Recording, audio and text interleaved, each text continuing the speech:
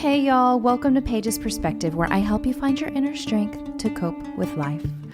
A theme that has been brought up within our community and on some of our independently strong calls is how we feel as though we may catastrophize or exaggerate in situations when in reality we're minimizing. Catastrophizing would mean that you're blowing things out of proportion. Imagining the worst case scenario when your partner is 5 minutes late. But most spouses aren't doing that. What's really happening is that you're downplaying the severity of the situation just to survive. When we live in the chaos, it's so easy to downplay what's really happening because that means we have to look at our situation in a different light.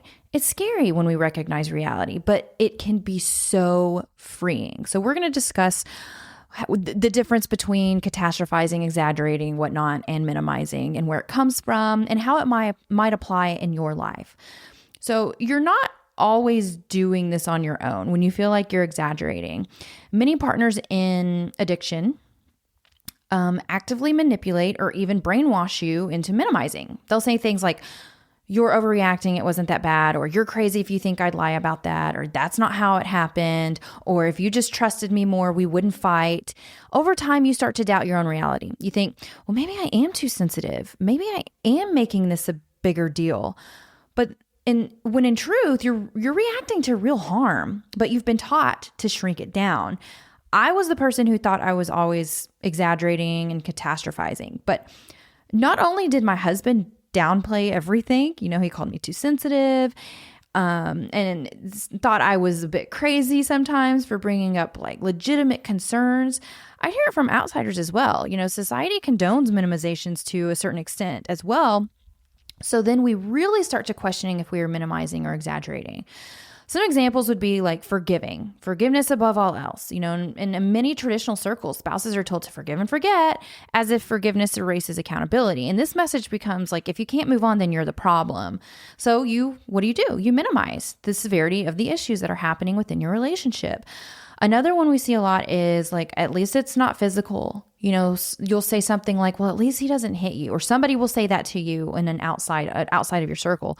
They'll say, at least he doesn't hit you. And then that just dismisses the emotional, psychological abuse.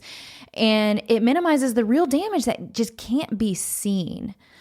Sometimes we think, okay, it could be worse. And then you compare your pain to someone else's suffering. That's a classic way of silencing others. So other people might tell you, it could be worse because they're comparing your pain to someone else's suffering. So that trains you to believe that you should just tolerate mistreatment because it's not as bad as somebody else's story. Provision as protection, saying that, he puts a roof over your head, doesn't he?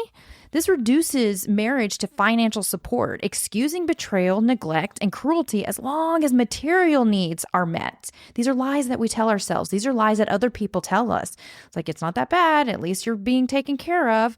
It's so much deeper than that. What about like unconditional love or love makes it worth it? The idea that if you love someone, you should endure whatever comes, no matter the cost, which confuses loyalty with self-abandonment. Then there's blame shifting as concern. Maybe you are just being too sensitive, or, maybe you're just expecting too much.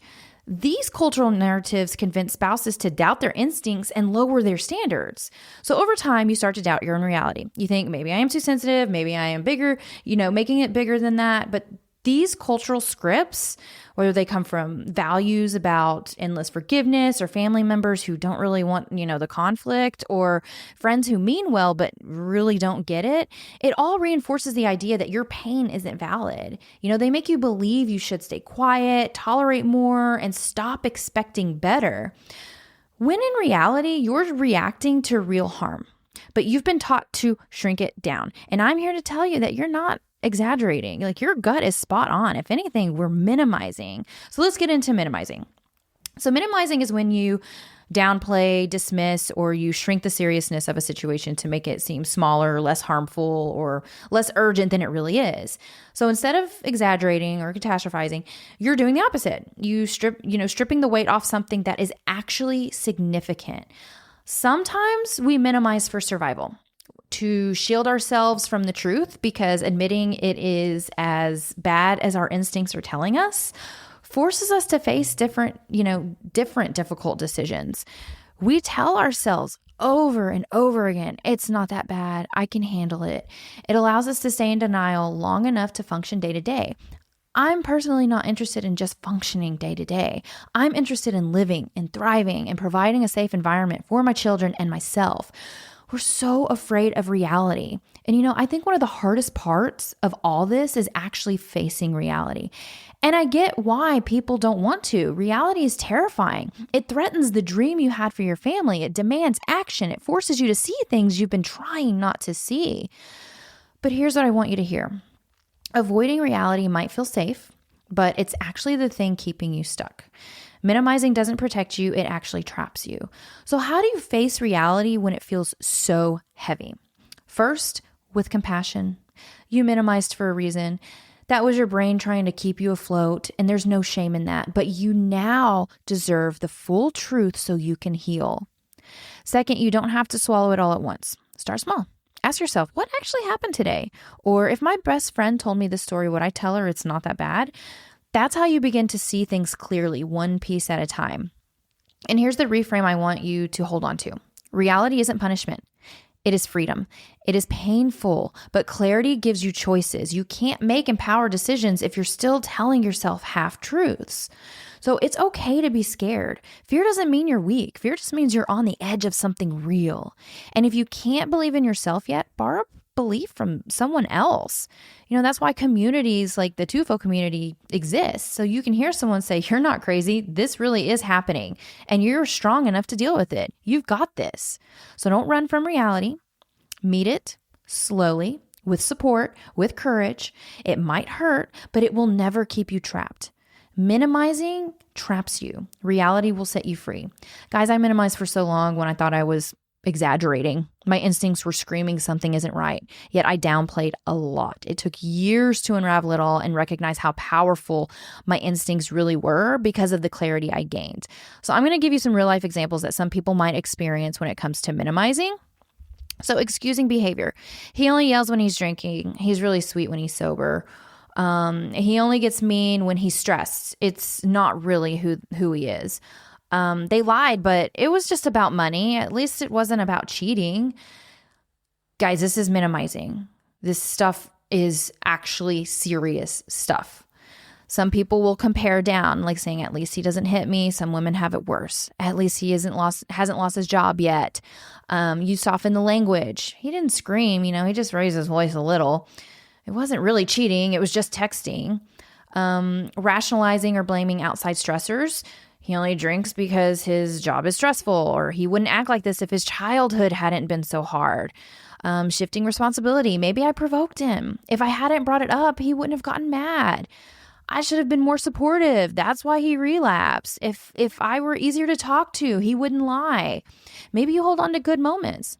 Yeah, they drank again, but he went to our son's game, so he's trying. He may have screamed at me, but he apologized after, and that's progress. He's a good dad most of the time. Practical minimization. Bills are still getting paid, so it's not that big of a deal. We still go to church together, so that has to mean something. Or he hasn't been arrested, so it can't be that bad. Then there's emotional minimization, like I'm probably too sensitive. Maybe I'm just being dramatic. I shouldn't complain. Other people would love to have what I have. I want to pause here and say something directly to you. If you're listening and thinking, maybe it's not that bad, maybe I'm being dramatic, maybe I'm overreacting, please hear me. It really is bad. When someone lies to you, dismisses your feelings, manipulates you, yells at you, breaks promises, or puts substances over your relationship, that is not small. That is not just stress or a phase or something you should brush off. That's harmful. And harm accumulates. Every time you minimize, you chip away at your own sense of reality. And the truth is, if it were really not that bad, you wouldn't feel the need to explain it away, to justify it, to shrink it down. The fact that you're working this hard to convince yourself it's tolerable is proof that it's already too much. And I'm not saying this to scare you. I'm saying it to give you permission to believe your own experience. If your gut says something is off, if your body feels unsafe, if you're constantly walking on eggshells, then yes, it is that bad. You don't need a black eye, a DUI, or total financial ruin for it to count. Emotional wounds are real. The broken trust is real. The neglect is real, and your pain is valid. Naming that doesn't mean you have to make a drastic decision today. It just means you stop gaslighting yourself. You stop carrying the lie that you're overreacting.